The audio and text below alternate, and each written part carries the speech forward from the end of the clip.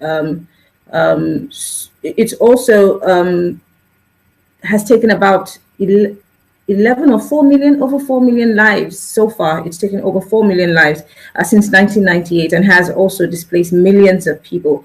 Why do you think that this has dragged on so long? I mean, I've heard stories of, oh, power was not handed over properly, or the democratic process was not followed duly. But what, for someone who's an insider telling us this story, what do you think is responsible for this issue dragging on for so long? The way I always frame it is that the war in the Congo is a resource war waged by U.S. allies, Rwanda and Uganda. We invaded the Congo twice, in 96 and 98, and continue to support proxy rebel militias. So in 1996, I was in DRC. Back then, I was 16, going into 17. And as a young man back then, I wanted to become a lawyer. You know, I was right in high school, getting ready to graduate and go to college. I had aspirations, I had friends and everything else. What I never thought is wars that I've seen on TV, wars that I've seen in movies, will ever happen in my country, right? And in 96, I was shocked to see that happen. And as a young person, I wasn't clear, why are people killing us? Why are these soldiers, these rebels, why are these corporations, when people are killed, are moving into lands and extracting minerals? But now I'm very clear of that. Without the Congo, you and I wouldn't be even talking now. We are using electronic devices that we all benefiting from. Your cell phones, your laptop, your DVD players, your VCR, your microwaves. All of them have one thing in common. It has Congo's coltan. Congo holds anywhere from 64 to 80% of the world reserve of coltan. So while I may discuss the political situation where, as I shared, the U.S. allies, Rwanda and Uganda invaded the Congo in 96 and then unleashed the deaths of Holocaust proportion, I'm also clear, as Wangari Maathai said in the past, when we look at Africa's conflict, it's always about the resources. And that's something that actually, I think in Nigeria, Congo and Nigeria, we can relate. When we look at the Niger Delta, what is happening in the Niger Delta is always about the resources and many conflicts around the African continent. So my advocacy, the work that we're doing with friends and allies, is mainly to let people know, yes, we can understand the complexity of the DRC. We can know the day-to-day political situation of a government that does not represent the people, of neighboring countries destabilizing the DRC, of corporations looting Congo's minerals. But if at the core we understand that Africa's future is being stolen from Africans because they are keeping the Congo unstable, and this is not the first time it happened. It happened 100 years ago under King Leopold II, when the African continent was carved. 10 to 15 million Congolese people died in the late 1800s. 100 years later, over 6 million Congolese people have lost their lives. And I believe that this can only end the moment Africans get very conscious around the importance of the Congo for the liberation of the African continent. Not in a metaphorical and abstract way, but in a very concrete way, that if Congo is free, Congo can provide electricity to Nigeria and the rest of the African continent. And that's why we are fighting. This is really interesting. For those who are just joining us, this is Conversations with Marianne. We'll take a short break, and when we come back, just so you know, my guest is Kambale Musavuli. He is from DRC Congo. He's a human rights activist, but he's joining us live from Ghana. We're talking about the fact that Congo is bleeding. Congo is facing a humanitarian crisis that's been going on for so long, and yet it is underreported. The question is why? We'll be right back after this break. Stay with us.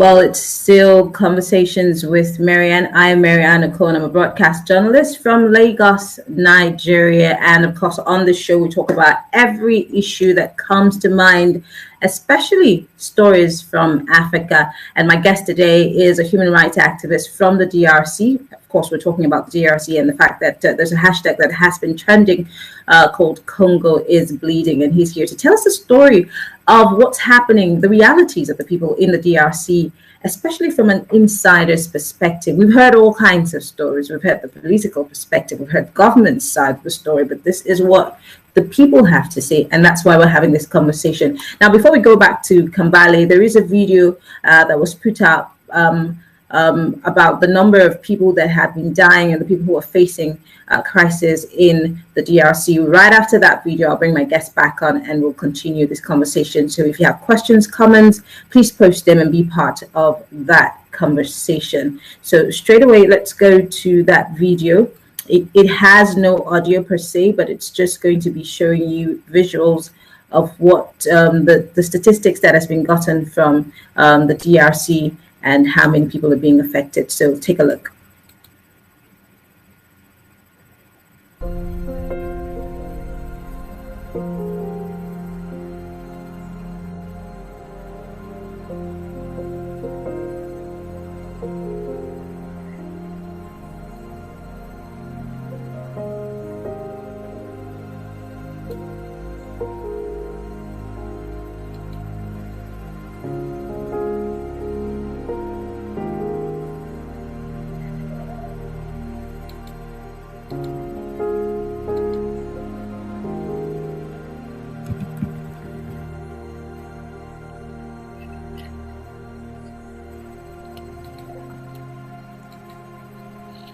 All right. Well, my guest, once again, ladies and gentlemen, Kambale Musavuli is from the Democratic Republic of Congo, and he's been giving us a little background into what's been happening in the DRC. Before we went on that break, you did say that if the war is stopped in the DRC can provide energy and power to countries as far as West Africa, including Nigeria, which is supposedly the big brother of Africa, in quote.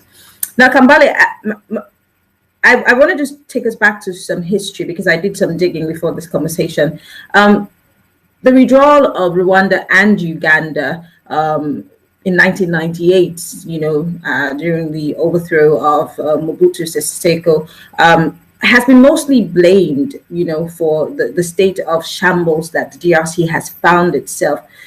Do you by any chance buy into this? Could it be the real cause? Because some African countries, we're quick to say stuff like, oh, the white man left us too early and that's why we're still struggling with this governance thing. But do you support that notion that maybe Uganda and Rwanda play a role in the situation that you're facing in your country? Yeah, and as we speak about Rwanda and Uganda, we also need to be clear that we are speaking about the Rwandan government and the Ugandan government. The people of Rwanda and the people of Uganda are also oppressed by their own governments. Unfortunately, as I shared earlier, when I speak about Rwanda and Uganda, I'm clear that I see the United States and the United Kingdom.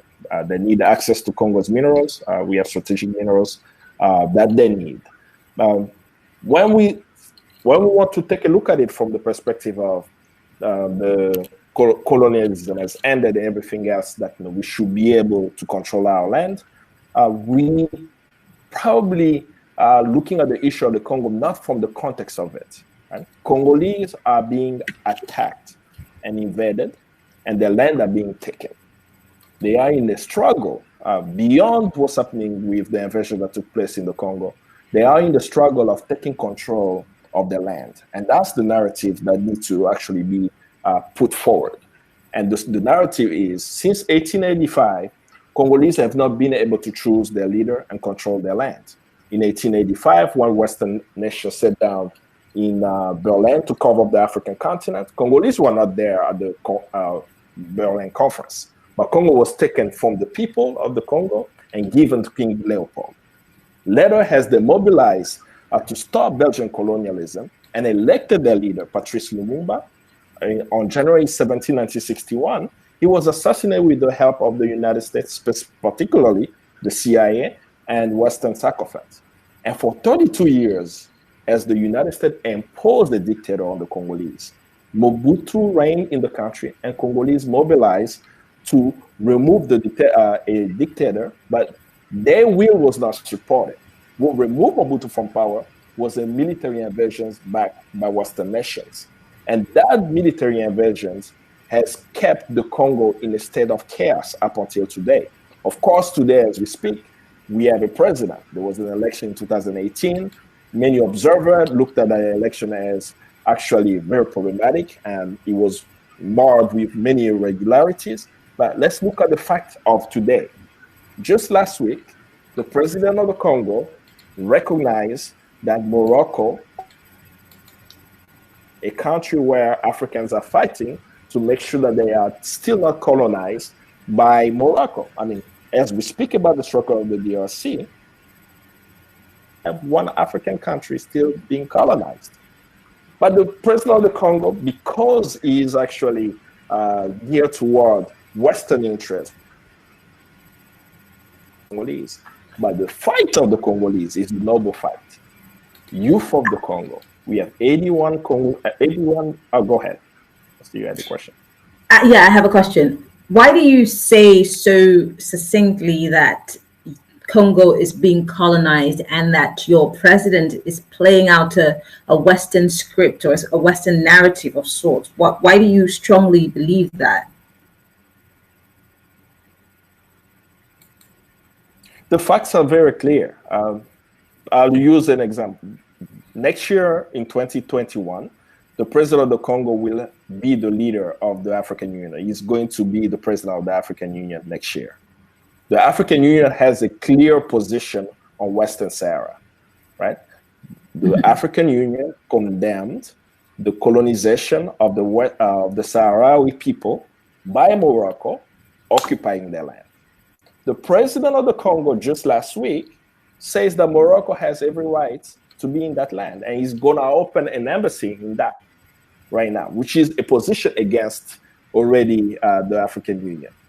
When we even look at the mining interests in DRC, we have a gentleman by the name of Dan Gertler. He's an Israeli businessman who has many sanctions against him, where he has pilfered Congo's resources. No one is holding him accountable. He continues to travel with Congolese passport and Israeli passport while doing shady deals. And we can continue, like I can throw facts and facts. But the challenge is Congolese are fighting to have a leadership that represents them. In the process of fighting, they have enormous challenges against them. One, they have to face the local elite, they have to face neighboring countries, they have to face corporations and so on. And what we believe will actually help the Congolese in achieving a control of their land is a Pan-African solution to the Congo's crisis. Someone in Nigeria must care about the DRC the same way they care about Lekki. And I'm very proud of the Nigerian people. I've been saying that for quite a while because I was very impressed to see in the challenge that the Nigerian people face as they mobilized to end police brutality, they took time to lift up the story of other Africans. Congo was one of them. Namibia was another one. They show other Africans what Pan-Africanism meant. Where Nigerians said, I know I'm Nigerian, but I also know I'm African. And as an African, I should lift up the stories of other Africans. And if the spirits continue, it makes it hard for the small group of elite on the African continent, be it in Nigeria, be it in Congo, be it in South Africa, or many other places, for them to continue to oppress the masses when the mass want freedom, when the mass want to be able to live in peace, when the mass want to be able to go to school and have the basic aspirations of their families, of their own aspiration being fulfilled. And that's really the call that I'll continue to push, that the situation in the Congo is a huge crisis. It's the deadliest conflict since World War II. It's a scar on the human condition. It's an African problem. And to end it, we need a Pan-African solution by having Africans come fight to liberate, fight with us as we fight to liberate the Congo. I'm just going to read out something that I also saw in my research, which I would tell you gave me sleepless nights. It goes this way. One of the most anticipated events of 2020 was the release of the iPhone 12 Pro. An innovation at its finest, well-crafted technology, amazing stuff. But the DRC, however, is paying the price, according to this post that I saw. Congolese children are dying on slave mines, scavenging for the minerals required to produce these smartphones. According to what you had said earlier on, laptops, all kinds of techs. But it makes me wonder as a person, every time I turn on my laptop or touch my iPhone, could I be part of the problem? Am I using something that has that is enabling, or is it making child labor okay? Because I'm made to understand that a child is dying for every iPhone that I have, for every gadget that we use. One child is dying. And this portrays us as human beings, and this has nothing to just do with Africa, because these phones go across the country, across the world. It makes us as human beings question, if we really are doing the right thing, because children are dying in a certain country, and we're all lining up in front of Apple stores, to buy the latest iPhone. So let's talk about the media coverage of this issue, because I've looked at some stories. They're just, facials, for this thing that's happening in the DRC. I've not necessarily seen an in-depth report per se on the issue in the DRC. Why has there not been so much media coverage of what's happening in the mind, especially for these children who are enslaved, children who are dying? I've even seen children who were forced to carry arms. Why is the media not necessarily covering it as much as it should? It hasn't captured the global imagination, and I don't think that we have to wait for the media to cover it. Now, I'll use the example of the Free South Africa movement to end apartheid.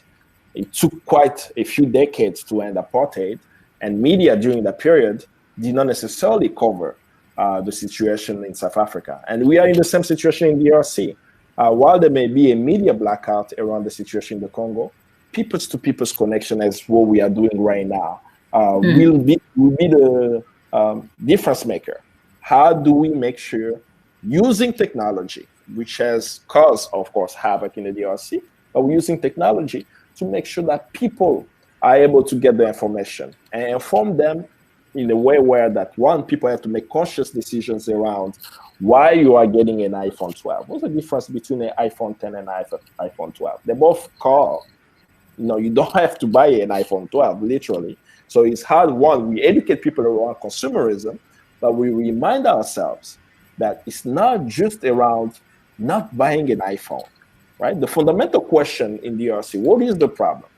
The problem is that the Congolese people, that Congolese child was extracting the cobalt or the coltan, does not own these resources.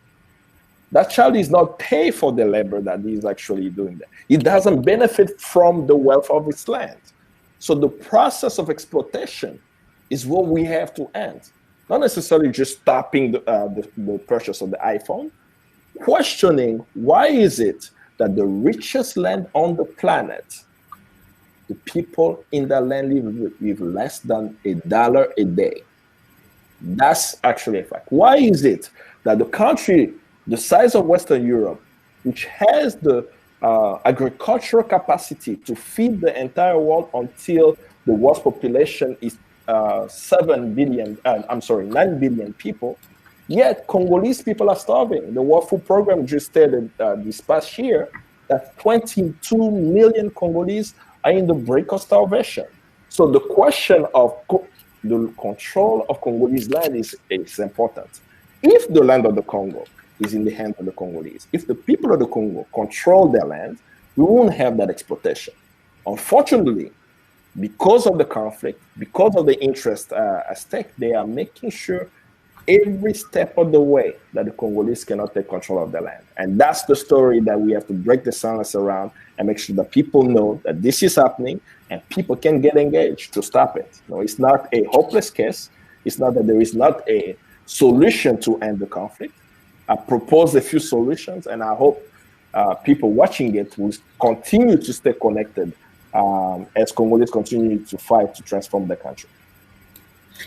I want to backtrack a bit again and just focus because as a person, I am more interested as a journalist in women and children.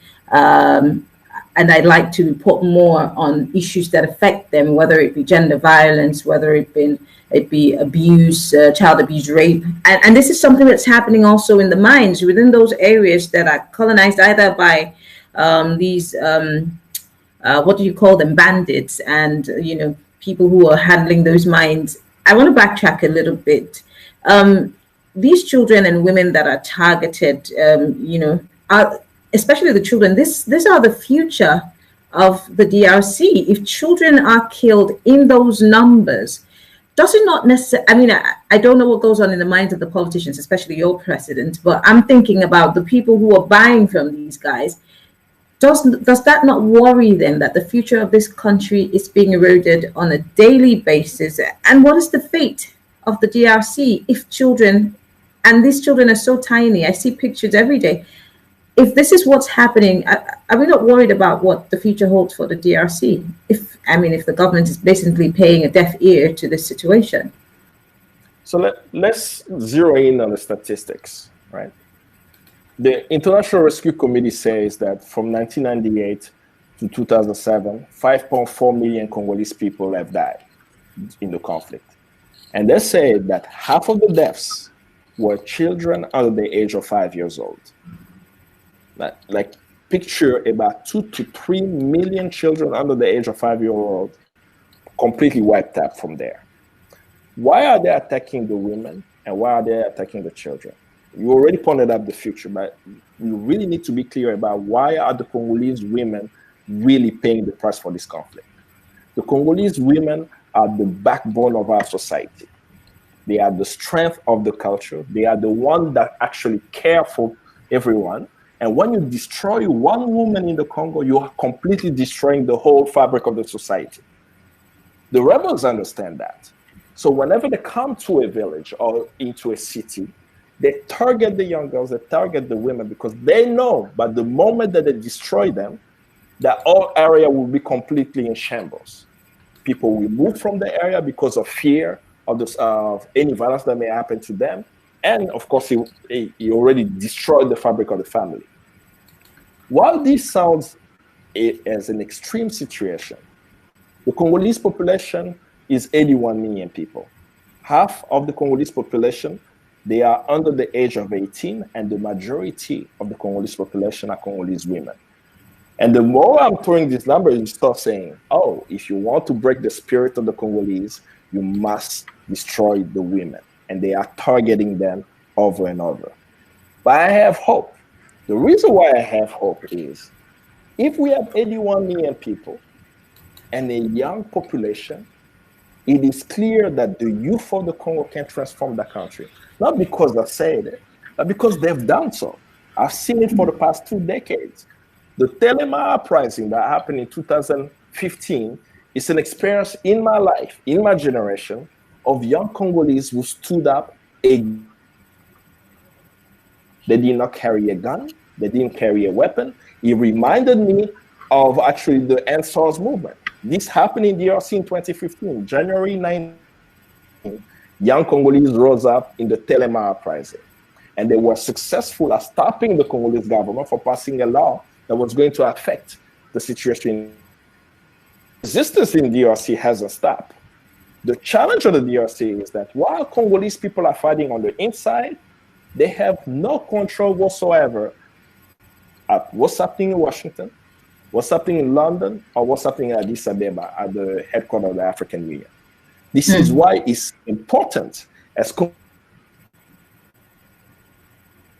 this Nkrumah said, Congo's solution is both needs to have an internal strategy and an external strategy. So while Congolese are fighting on the inside, they need allies on the outside to put pressure on the negative forces to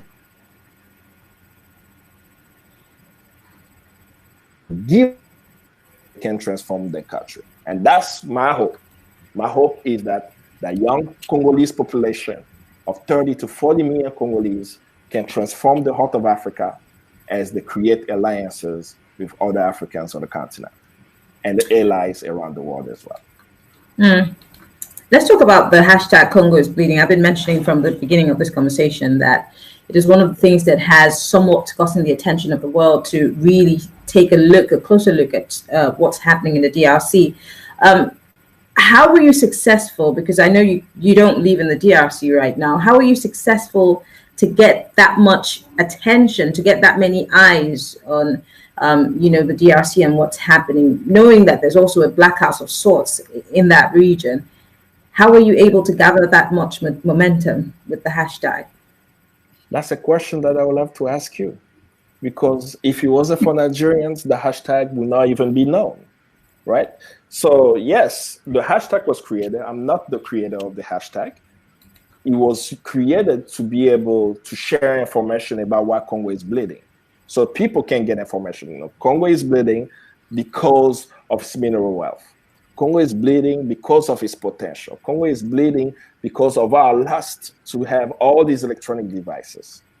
But it took the movement of Nigerians saying that while we are going to end SARS, we must elevate the story of other Africans.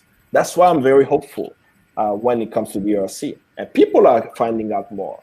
My challenge in the information being shared is, it's one thing to get the short, quick information around the DRC on social media, but it's another to continue to stay engaged.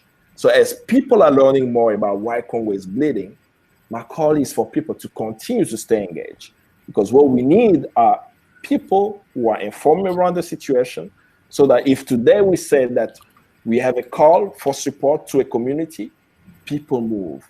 We have a call to put pressure on Guterres and the United Nations, people engage. We have a call to support any other cause from the Congolese on the ground, people start moving. So Congo is bleeding as a hashtag is informative, but what we need much more is, as we're learning about it, we remain engaged until Congo is free. And I keep saying, it's almost like it's a repetition, I believe that Congo can be free. Congo has been free before. Congolese have chosen their leaders before. I mean, is there any party in Africa where you do not hear Congolese music? I don't think that's there has ever been an African party without Congolese music.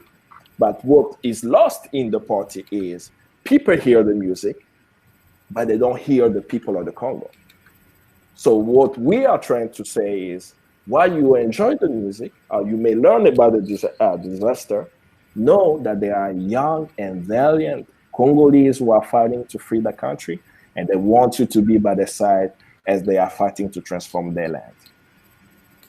Interesting. One last question before we wrap this up. This is a very, very interesting conversation. As interesting as it is, it's also very heart-wrenching. I can see the remarks of people in the comment section saying, oh my God, wow, this is sad. But of course, the reason why we're having this conversation is so that people can understand and also support the cause. And, the more voices we have, the more we can get governments to become accountable. And talking about accountability here, in Nigeria, we have a term, the body language of government in your country, with the response so far to these senseless deaths and the conflict. Like you said, you're very hopeful, but realistically, can we say there is an end in sight, and how soon can we get that to happen? Will something be done? And how much faith do you have in the process, especially with the government that you have? Because you can't make anything happen if the government does not participate willingly. So where do we go from here? I've seen change in my lifetime, and I believe that change can also happen in the Congo. I saw how things move very quickly in Mali. I've seen movement in Ghana. I've seen movement also in Guinea and many places around the African continent. So I'm very confident that transformation will happen in DRC. But there is a very direct call that Congolese are making. In 2010, the United Nations published a report called the UN Mapping Exercise Report. This report said that what's happening in the Congo is war crime, crimes against humanity, and possible genocide if proven in the competent court. The same report called for the creation of an international tribunal for Congo. Congo has a Nobel Peace Prize winner, our first Nobel Peace Prize winner. His name is Dr. Denis Mukwege, a Congolese hero, a role model. I look up to him a lot. And his work has been to really heal the women. Unfortunately, because of the conflict, women in the DRC have been raped, hundreds of thousands of them. And in the process of the rape, unfortunately, women have suffered fistula. And Dr. Mukwege has specialized in fistula repair. He has treated over 50,000 Congolese women, sewing them back together, unfortunately. Even though he's seen so much atrocity in the hospital, when he received his Nobel Peace Prize, he said this: conflict in the Congo will not end until there is justice. And we need the truth for justice. And that justice will only happen if we implement the recommendation of the UN Mapping Exercise Report. And that recommendation is the creation of an international tribunal for Congo, so that crimes committed in the Congo will not just go as, oh, this is just a news feed that there were crimes. That he believes, because crimes in the Congo since 1996, the perpetrator of this violence have not been held accountable, that gives them permission to continue to commit these crimes. So the direct call for Congolese at this juncture is they are calling for everyone around the world to support the call for the creation of an international tribunal for the Congo, just as we did one when the Holocaust ended, and it was the Nuremberg trials. The DRC today, due to the genocide in the DRC, need an international tribunal for Congo. I have seen a lot of people who push for all kinds of things for their countries or causes, like gay rights and the rest of them, even animal rights and environmental issues, spend nights and day in front of the UN or the African Union, mostly in Geneva. Has there been any sort of thing? Have you led, have you supported, have you been to the United Nations to push for these? Because you're asking for something that the UN and the AU can single-handedly make happen. Have you been pushing in that regard? I haven't been pushing alone. There have been thousands of people pushing. For Dr. Mukwege in Bukavu, to others Congolese activists all around the world and their allies pushing for it. I mean, this report is really important to actually understand even why I am mentioning it. This report is not supposed to exist. It was actually being blocked. The United States blocked this report at the UN. It was a victory. On October 1st, 2010, the day this report was released, I and many other Congolese, in the middle of, it was actually raining that day, in the rain, we stood in front of the UN to make sure that we were there when it was released. This report documented, so that you understand, because I just mentioned it, there is this report. What is this report about? This report documented the most atrocious violation of human rights and international humanitarian law from 1993 to 2003. What does that actually mean? It means that if you kill 3 or 4 people in a neighborhood, that's not a serious violation of human rights. If you bury 22 people alive in a neighborhood, that's a serious one. So they looked at the most serious violation of human rights in DRC and documented 617 incidents. And the one I always tell the story of is the story of the women of Mwenga. 22 Congolese women in Mwenga in 1999 were raped in public, buried alive, and killed. And their death is in that report. The deaths of the millions of Congolese is in that report. And they blocked it. But when it was released, the report said, we have war crimes in the DRC, we have crimes against humanity, and we have possible genocide if proven in the competent court. And it's up to the Congolese to have the creation of the tribunal. After a decade since this report has been published, no one has done anything with this report. They have kept it on a shelf in Geneva. They are not doing anything at the United Nations. So Congolese have mobilized, have said, after a decade, we know where we have lived. We know our mothers are being killed. We know our younger brothers and sisters are also being oppressed. We have a document saying this person, this company, and these individuals have committed this crime, and no one has been tried. Let's make sure that it happens. Just as there was a call to end apartheid, and people thought that it would never happen, I believe that the International Tribunal for Congo will exist with the support of people around the world, and those who committed a crime from yesterday, Congolese victims, my family members, those that I know who have suffered from this war, will be in the court that day, looking at the perpetrator of violence and saying that we are vindicated today and have been held to justice. Wow. Well, there's no better way to wrap up this conversation. I want to say a very big thank you to you, Kambale Musavuli. Thank you so much. I want you to keep doing the work that you're doing. Until I met you at my job, I probably wouldn't have known that much was happening in the Congo. So, of course, you have to keep the good work going on. Hopefully, we will get the justice that the people of the DRC deserve. I really appreciate the work that you're doing. I really had to do some research on you, and I saw you, going on and on about it, but we'll not get tired. And kudos to Nigerians who helped the hashtag to go on. I think that more Congolese guys need to, befriend Nigerians so we can just keep pushing this cause, because, I mean, injury to one is injury to all. But I thank you so much once again for being part of this conversation. Thank you. Thank you. All right. Well, for those who do not know, you can follow the hashtag Congo is Bleeding on social media, on Twitter, on Instagram. Congo is Bleeding. There are a lot of people who are saying pray for Congo. Congo is bleeding. In case you do not know what the story is about, or you have friends who do not understand, this video is going to be on YouTube. It's on Facebook, it's on Twitter. Retweet it, repost it. Let somebody see, hear, and understand what the people of DRC are going through. Children are being killed, women are being raped and murdered. And of course, this is not what we want to happen in any country of the world, because we're looking for peace. I'm Mariana Kun, thanking you all for being part of this conversation. Don't forget to go check the hashtag Congo is Bleeding. You can follow me on Twitter and Instagram. It's MIMIEYO. Again, we will be back sometime this week with more stories coming out from Africa. Until then, have a beautiful day. Good evening.